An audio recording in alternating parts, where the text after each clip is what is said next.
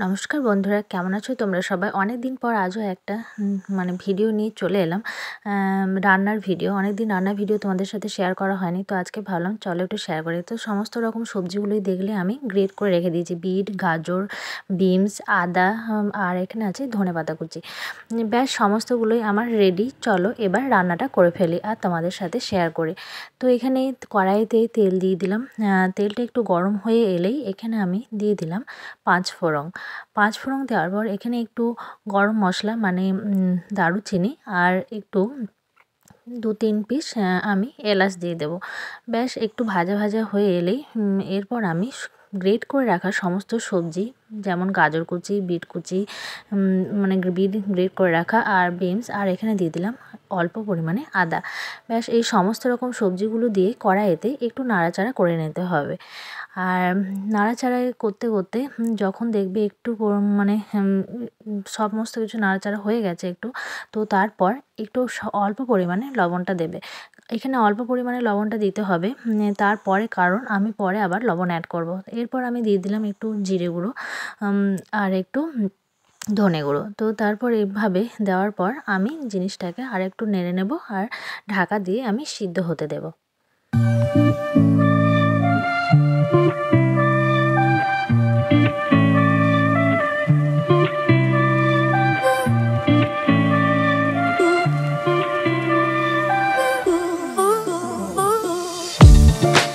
ব্যাস সবজিগুলো সিদ্ধ হয়ে এলে এরপর আমার দিয়ে দেবো ম্যাশ করে রাখা আলু, মানে সিদ্ধ করে ম্যাশ করে রাখা আলু।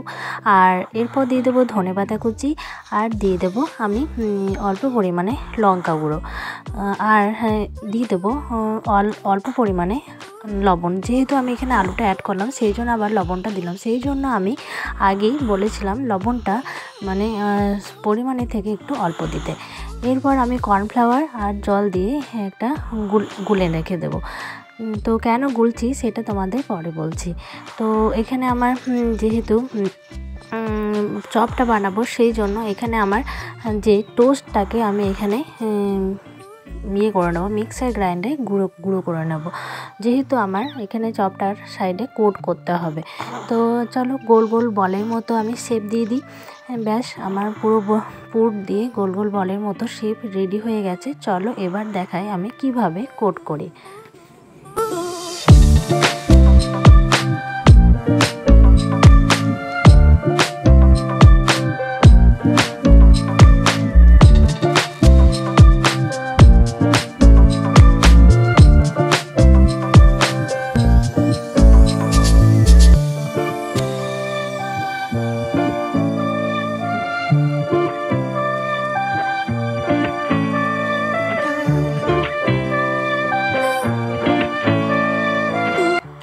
এইভাবে কোট করে নিয়েছিলাম। এরপর আমি কড়াইতে তেল চাপিয়ে দিয়েছিলাম, তেল গরম হয়ে এসে চলো ভেজিটেবল চপগুলো এবার ছেড়ে দিই।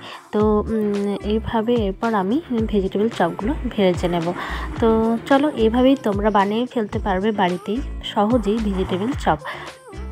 তো ভিডিওটা তোমাদের কেমন লাগলো অবশ্যই কমেন্ট বক্সে জানিও। আরও নতুন আমি রান্নার রেসিপি নিয়ে তোমাদের সাথে নেক্সট ভিডিওতে আসবো। চলো আজকের মতো টাটা।